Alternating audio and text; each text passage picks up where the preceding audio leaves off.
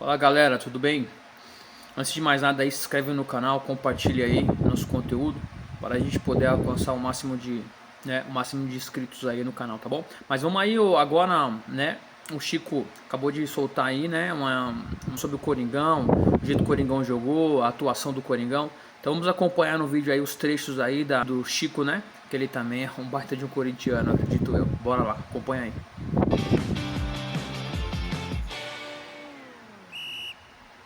Bom, gente, time alternativo, o timão já classificado, muitas questões dentro de um contexto para a gente analisar. O Corinthians focado aí na pré-Libertadores, vai viajar com a delegação, alguns titulares sequer se apresentaram ao Pacaembu, onde o clube retornou depois de 6 anos, né? O último jogo lá tinha sido um derby, empate em 1-1, gol do Michel Macedo, o gol do Palmeiras marcado pelo Bruno Henrique, o volante. O Diego Coelho era o técnico do Corinthians, interino, e o técnico do Palmeiras era Mano Menezes, vejam só. Isso em 2019. Como era o mundo em 2019?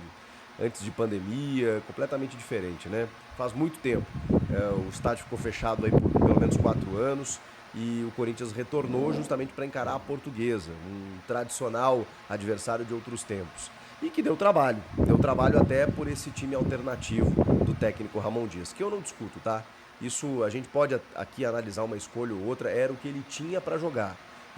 Podemos questionar uma questão de alteração aqui e ali também, mas, gente, o plano para esse jogo era ok, né? Talvez até pontuar, vencer. O Corinthians acabou ficando no empate. Poderia ter vencido, a gente vai falar sobre isso.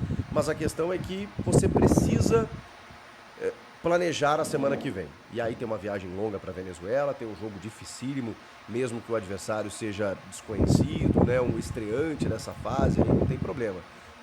O Corinthians tem que pensar nele, tem que pensar em fazer o resultado e tem que ter os seus principais jogadores a pleno. O Ramon opta por preservar bem o time, para descansar muita gente, incluindo o goleiro. E eu já vi questionamentos aí do tipo, pô, goleiro é difícil o cara poupar, né? Eu acho que não era só uma preservação ao Hugo Souza. Era também minutagem a Matheus Donelli, do tipo, ele começou o Campeonato Paulista titular, porque o Hugo tava com um desconforto, umas dorzinhas ainda, né? E demorou para voltar, voltou no clássico contra o São Paulo, não saiu mais. E o Donelli, que começou o ano até fazendo boas defesas e tal, tendo boas atuações, a gente pensou, opa, o Donelli talvez tenha amadurecido, evoluído, né? A ponto do Corinthians poder ter o Donelli como um reserva, um substituto de Hugo. E mais uma vez ele se provou insuficiente. Fez uma ou outra defesa, mas ele é goleiro, ele está lá para isso, né? Tem um chute na trave que ele ia tomar o gol, na sequência tem o rebote, aí ele faz uma bela defesa, né? Ele amplia o espaço e o cara chuta em cima dele. Mas de resto, assim, o Donelli toma gols de bolas defensáveis, bolas no canto dele, bolas que... ele não faz uma defesa difícil, ele não faz a defesa... Eu sei que o nível de comparação com o Hugo ele é desleal, porque o Hugo é absurdo o que esse goleiro faz, né? E ele pega realmente as bolas mais difíceis, a bola espetacular, o milagre, o Hugo faz. O Donelli não, né? O Donelli não faz o milagre e nem pega as bolas defensáveis. E aí a gente começou a ver que dentro dessa escalação do Ramon, tem algumas soluções encontradas por ele dentro do elenco do Corinthians que não podem ser soluções.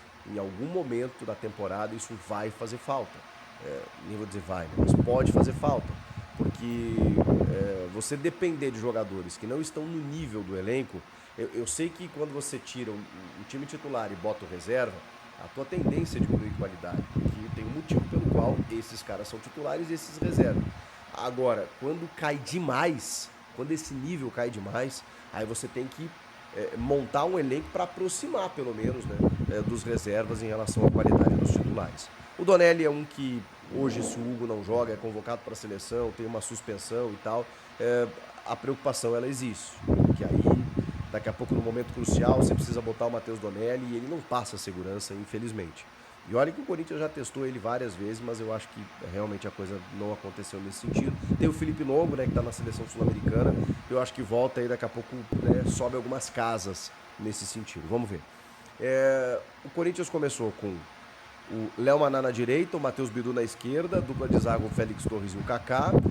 O meio de campo era meio diferente aqui, né? Deixa eu até pegar. O meio de campo tinha o Rian, o Charles e o Alex Santana, 3 volantes, e o Igor Coronado, né? Aquele tripé com o Igor na ponta do losango, com o Romero e o Thales Magno no ataque. Um ataque de movimentação, mas que o Corinthians pouco conseguiu produzir. O Coronado tentou enfiar uma bola ou outra e tudo mais, mas o volume ele foi todo da Portuguesa. A Portuguesa teve mais volume, teve mais posse de bola, ficou mais com a bola, agrediu mais o Corinthians, e o Corinthians estava tendo muita dificuldade para encontrar a Portuguesa. Até que vem um gol de algumas chegadas já da Lusa, né, no primeiro tempo, até que vem o gol com chute no cantinho, a defesa fica olhando, ninguém faz cobertura, e aí a gente começa a entender já de novo algumas clarezas aí no sentido de elenco, né? Já vou falar sobre isso. Vem o segundo tempo e o Corinthians melhora substancialmente, exatamente por uma troca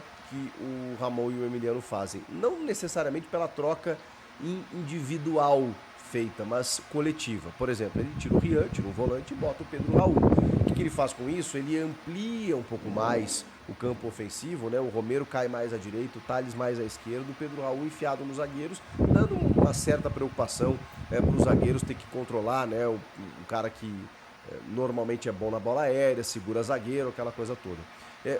O Pedro Raul, a entrada dele, fez muito mais ao time do que a ele próprio, porque nas atribuições que o centroavante tem, ele realmente foi muito mal mais uma vez. E aí, isso favoreceu o jogo do Thales Magno, por exemplo, que a entrada dele deu liberdade para o Thales. E o primeiro gol sai justamente assim, numa combinação entre ele e o Matheus Bidu pelo lado esquerdo. Ele puxa a marcação, dá o passe e o Bidu vai à linha de fundo, quase à linha de fundo, e chuta cruzado. A bola vai no meio das pernas do goleiro, 1-1, o Corinthians acaba empatando. Depois, numa jogada individual do próprio Thales Magno, a gente está falando de 7 minutos o empate, 19 o gol da virada. Ele faz a jogada, ele sofre a penalidade, ele bate e converte. O Romero chegou, o Romero já perdeu 2 pênaltis esse ano, né? Então sempre tem aquela desconfiança. Então o Thales foi lá e converteu, o Romero entregou a bola ao Thales, e o Thales, o principal jogador do Corinthians em 2025, foi lá e estava dando a virada para o Corinthians naquele momento. Só que aí, de novo, as falhas defensivas apareceram, de novo, né, já tinha tido essa bola na trave que o Donelli tem que fazer um milagre. De novo a bola vem cruzada e o Maceió acaba premiado com o gol, ele que deu assistência para o gol do Jajá e no primeiro tempo apareceu muito bem. Pois bem, 2-2. O que ficou evidente para mim nesse sentido? Que o Donelli não pode ser um substituto do Hugo Souza. Nesse momento pode, o que eu digo é mais para frente, em momentos cruciais. Cara, o futebol tem dessas coisas. Você perde o teu goleiro por uma semifinal de Copa do Brasil, e aí você tem que contar com o Donelli, eu acho muito arriscado. O Léo Maná eu acho que chegou num limite. Eu não sei se ele passa desse limite. E entrou no segundo tempo o João Vitor Jacaré com muito mais disposição, com muito mais pulmão, com muito mais força, mas também resta saber se ele vai manter essa regularidade, né? Tem que observar mais. Ou ir ao mercado, né, gente? Eu sei que lateral é artigo de luxo, mas vai ficar dependendo desses caras até quando? No lado esquerdo, o Bidu foi titular, fez o gol, mas ele deixa muitos espaços defensivos. Então, o questionamento ao Bidu é válido. Só que quando eu não jogo o Bidu, eu jogo o Hugo. E eu não consigo entender porque o Hugo é titular do Corinthians, não tem nível para estar no Corinthians. E o Bidu, cara, com muito esforço também, ok, merece a sua chance, mas com muito esforço. Será que é o Bidu a solução? Aí agora parece que está contratando o Fabrício Angileri, que é o lateral esquerdo argentino, do River Plate, né, muitos anos por lá, e que está jogando no Getafe da Espanha. E aí a informação do Pedro Ramiro, inclusive, é que o Bidu seria colocado para negociação. O cara que melhor terminou a temporada, dono da posição, de repente vai ser rifado. Mas o Hugo segue aqui. E o Palácios eu não vou nem falar, porque eu já me estressei horrores com isso, né? O que acontece? O que acontece com o Palácios? Enfim, no meio de campo ali, a gente falou dos 3 volantes, né? O Rian, o Charles e o Alex Santana. Depois a gente teve as entradas aí do Maicon, Bahia, menino, o capitão da Copinha, né? E o Pedro Raul, que acabou entrando no lugar do Rian para fazer as vezes de centroavante. E o Pedro Raul, cara, perdeu alguns gols inacreditáveis. Um deles, ele tava até impedido e tudo mais, mas ele erra o alvo. E o gol que daria a vitória ao Corinthians, já nos acréscimos, é um passe do Coronado pelo lado esquerdo, maravilhoso, na cabeça do Pedro Raul, que bastava deslocar o goleiro, bastava cumprimentar o goleiro, ele conseguiu jogar nas mãos do goleiro, num raio em que ele tinha muito mais opções para poder fazer o gol. Tá nos nervos, assim, a incapacidade técnica do Pedro Raul. Depois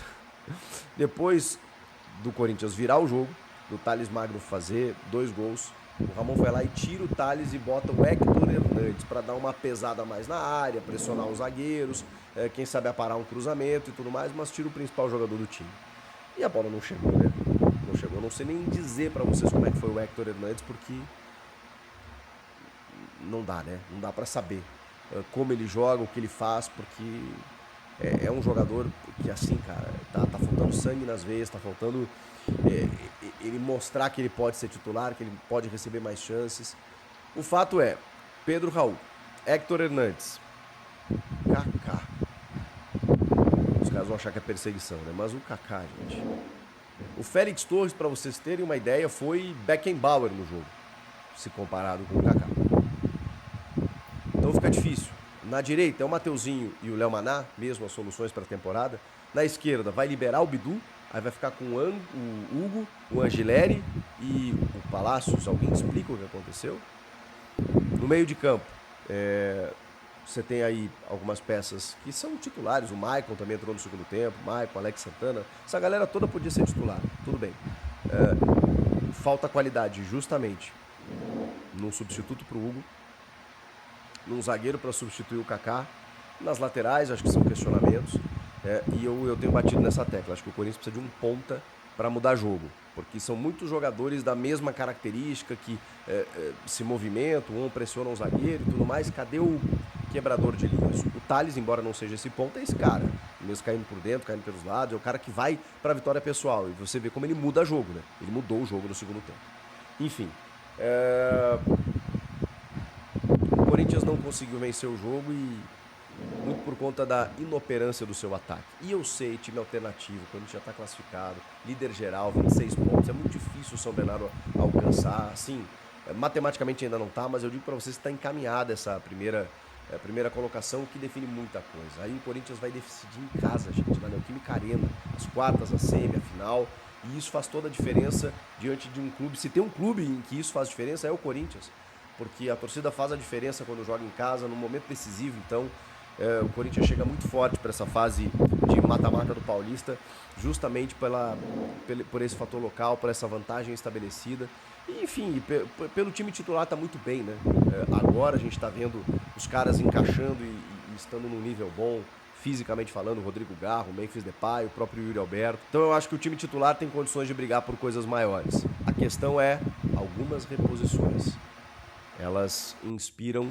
É isso aí, pessoal. Se você gostou do vídeo aí, não deixe de se inscrever, compartilhar e comentar e colocar nos comentários aí o que você achou do jogo do Coringão aí, esse sabadão, tá bom? Tamo junto aí, um grande abraço, falou, valeu!